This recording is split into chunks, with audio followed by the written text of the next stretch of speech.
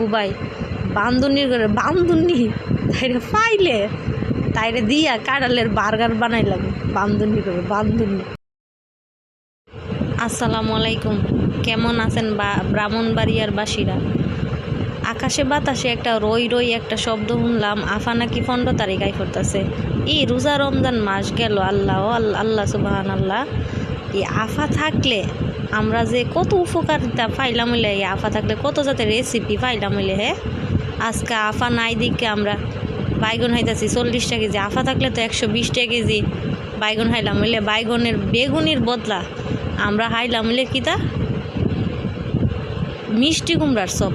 এরপরে মিষ্টি কুমড়াও 80 টাকা কেজি হয়ে গেল বলে। আফা কত দামি দামি রেসিপিটি দিত, না আফা নাই। আই হাই রে, যাক আফা আইলে তো কয়েকটা ইউনিক রেসিপি দিতে পারবো, এটাই অনেক কিছু। রোজা রমজান মাসের মধ্যে আফা যে কই আছে, আফা কিতা করতেছে কেডা কইব? ইফতারি করুই না করে বেগুনি দই করতেছে নাকি মিষ্টি কুমড়ার সব দই করতেছে, কেডা কইব? আফা থাকলে তো কত একটা ইউনিক বুদ্ধি দিলইলে। আমরা ডিম সিদ্ধ করে ফ্রিজে রাইখা দিলাম হইলে। ওহনি রোজা রমজান মাসে 40টা আলি ডিম খাইতাছি। আফা থাকলে তো অন্তত পক্ষে 80টা আলি ডিম খাইলাম হইলে। আফারে মিসই করি আহারে।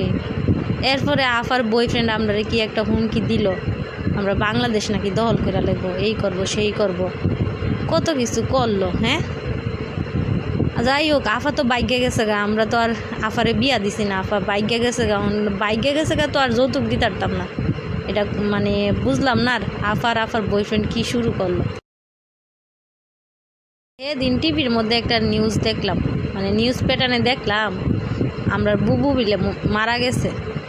কন্যা তো এক বিষয়টা একটা খারাপ হয়ে লাগছে। আহারে, বুবু থাকলে তো বালা বালা রেসিপি দিলইলে, অনেক কিছু উপদেশ দিলইলে, করলইলে মাংসর বদলা কাডল হাও, এরপরে কাডলের বার্গার হাও, কাডলের বিরিয়ানি হাও, কত কিছু কইলইলে। আফাটা এমবাতে মরে গেল গা বুবাই বান্ধুনির করে বান্ধুনি তাইরে পাইলে তাইরে দিয়া কাডলের বার্গার বানাইলাম বান্ধুনি করে।